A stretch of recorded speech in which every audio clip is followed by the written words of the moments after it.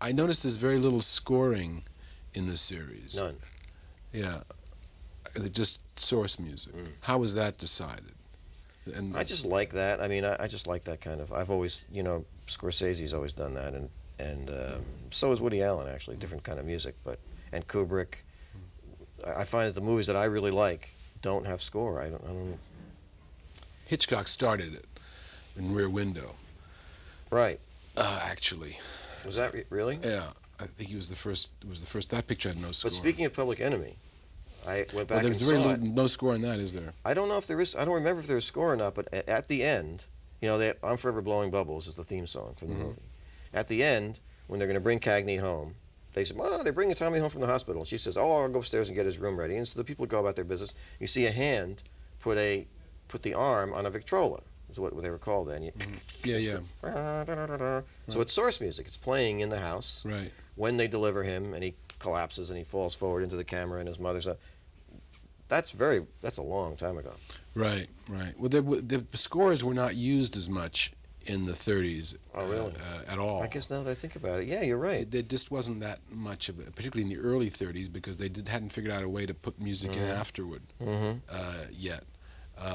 That's right. So they didn't. So scores didn't become as predominant until into the 40s, late 30s, into the 40s.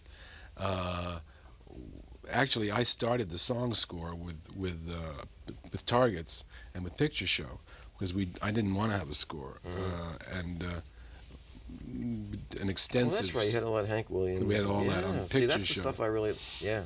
Yeah, And those movies were very influential.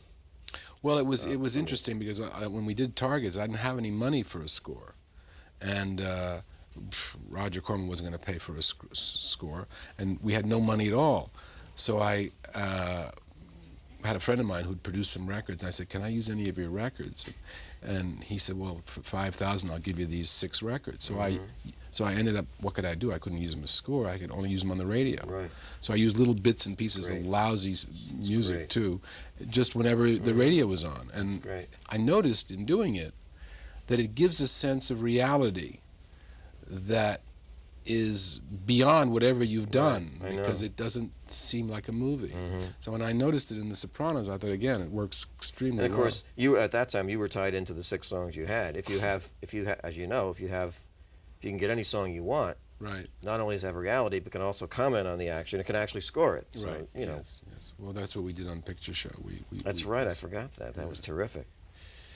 That was just the year I was coming up, so that's where I got all that. It was from. We had 28 records in that picture, and that song score cost $75,000. If we did it today. Oh yeah, you can. Yeah, now it's not the cheap way to go at all. No, it's because everybody started doing it,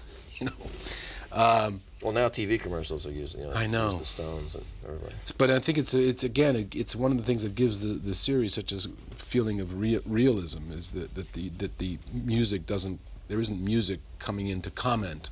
That was really important. It was important to me to have source music, and from the beginning I said, listen, I really want to make sure we have a decent source music budget, music licensing budget. And people would say to me, why? And I could never really answer it, to tell you the truth. I just wanted it. Well, it's realistic. I guess. It gives a sense of realism. I ended up doing that in my first picture by having something always going on in the background. Television was on, so you'd hear not necessarily music, but you'd hear a show. Or something low, but it gives you a feeling that you're there. Life, as opposed to a score coming in and telling you what to feel. The interior, by the way, the music is brilliantly done in the show. Thank you. They came through with the money, and they gave us enough money to do it right. I love the way you ended the pilot with that. I don't know who sings that song. Nick Lowe, The Beast The Within. Beast in Me. Really, it's powerful. Lowe, It's actually a song about alcoholism, but you can interpret it that way. Yeah. But, it's a great song. Yeah. Johnny Cash did a version of that song. Really?